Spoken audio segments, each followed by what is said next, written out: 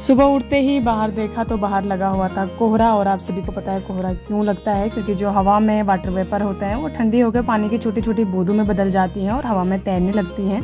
तो उस टाइम पे कोहरा लग जाता है और आसपास सही तरीके से दिखाई नहीं देता, एक धुंध टाइप की लग जाती है। तो गर्मा गर्म चाय के साथ हम करते हैं अपने दिन की शुरुआत।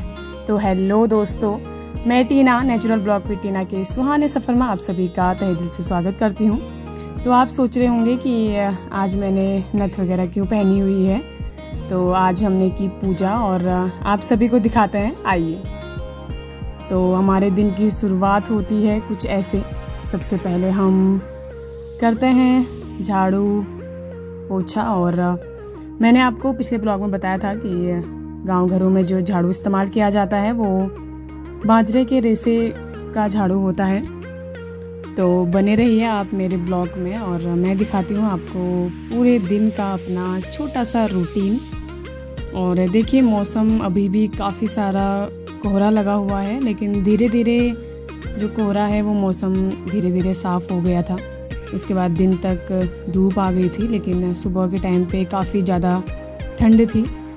और हम सुबह सुबह झाड़ू वगैरह लगा के उसके बाद नहा धो के करते हैं अपने दिन की एक बेहतरीन सी शुरुआत।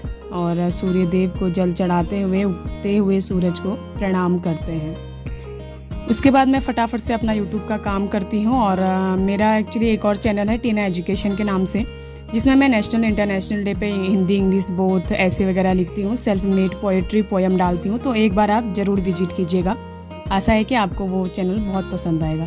देखिए हमारा घर है यहाँ और हम आ गए हैं अभी मंदिर।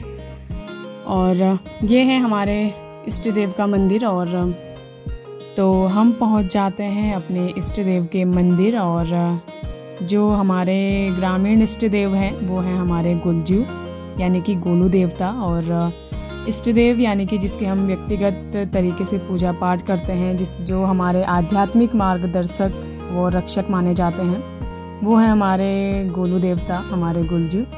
तो आइए आपको दर्शन कराते हैं हमारे इष्ट देव के। तो ये है हमारे गोलू देवता का मंदिर और प्यारा सा छोटा सा ये है इष्ट देव। और ये है चुलमण का मंदिर। जब भी गांव में भैंसी या फिर गैया बच्चियाँ देती है तो सबसे पहला जो दूध होता है वो यहीं पे चढ़ता है। और ये है धूनी, जब गोलू देवता दर्शन देते हैं तो यहीं पे देते हैं। और ये है आखिरी मंदिर और यहाँ से जो पूजा होती है वो संपन्न होती है। और तो ये रहा हमारा छोटा सा मंदिर। और मंदिर के ही पास में है एक स्कूल, राजकीय प्राथमिक विद्यालय, आप देख सकते हैं। तो उसके बाद यहाँ हम आज करेंगे पाठ। और हम पहुँच गए हैं मंदिर और हम करेंगे पाठ। तो आइए दिखाते हैं आपको। देखिए वरण वगैरह जो करते हैं पाठ करने से पहले वो हम कर चुके हैं और पंडित जी अभी पाठ कर रहे हैं। पंडित जी के पाठ करने के बाद हम करते हैं सबसे पहले गुलजू की आरती और फिर चुलमण के मंदिर की आरती। उसके बाद धूनी के चारों तरफ चक्कर लगाते हैं। जो शादीशुदा जो भी जोड़े होते हैं, पाठ करने के बाद लास्ट अंत में आरती करते हैं। और आरती करने के बाद ही जो उनकी पूजा होती है वो संपन्न होती है। तो हमारी पूजा हो गई है संपन्न और अब हम जाते हैं घर को। तो आइए आपको आगे का जो रूटीन है हमारा वो दिखाते हैं। तो हम जा रहे हैं घर और हम बैठ गए हैं अपनी छोटी सी सवारी में। और ये रहा हमारा रास्ता। और देखिए दिन का धूप इतनी चढ़ गई है कि गाय बच्चियाँ भी जंगलों से पानी पीने के लिए अपने अपने घरों की तरफ को आ रहे हैं। और हम पहुंच गए हैं घर और फटाफट से मसाला पीस के साथ में चाय वगैरह अपनी पी के। ये है घर की इलायचियाँ। मैंने आपको पिछले ब्लॉग में इलायची का पेड़ भी दिखाया हुआ था। यह है घर की इलायची और हम पीसते हैं फटाफट से मसाला। और उसके बाद हम खाने के साथ दाल चावल के साथ बनाएंगे भांग की चटनी। और ये है भांग। तभी में पहले इसको करेंगे फ्राई। और जैसे ये फ्राई हो जाएगी इसके साथ पुदीना जीरा वगैरह पीस के, उसके बाद नमक और मिर्च पीस के सिलबट्टे में ये हमारी बनके हो गई है चटनी रेडी। और उसके बाद जाते हैं हम धारा ठंडा ठंडा पानी लेने और फिर करते हैं लंच।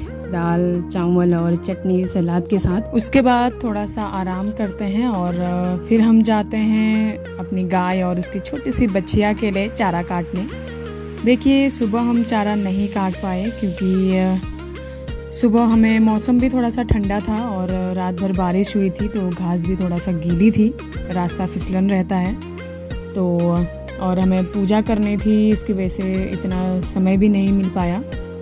और गैया ने खाई सिर्फ सूखी घास, लेकिन अभी हम उसके लिए हरी घास काटने जा रहे हैं। और देखिए आप शाम को मौसम कितना ज़्यादा कोहरा लगा हुआ है, काफ़ी ज़्यादा ठंड हो रही थी, लेकिन काम करने में पसीना आ जाता है, पसीना बह जाता है, तो ठंड का जो आभास है वो ज़्यादा नहीं होता। और फिर देखिए हमारा हो चुका है घास।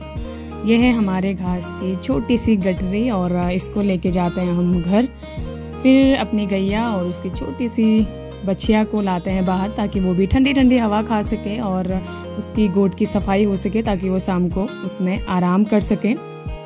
और बाहर भी बांधते हैं क्योंकि शाम को हम दूध निकालने के लिए उसे थोड़ा सा चारा वगैरह की ज़रूरत पड़ती है।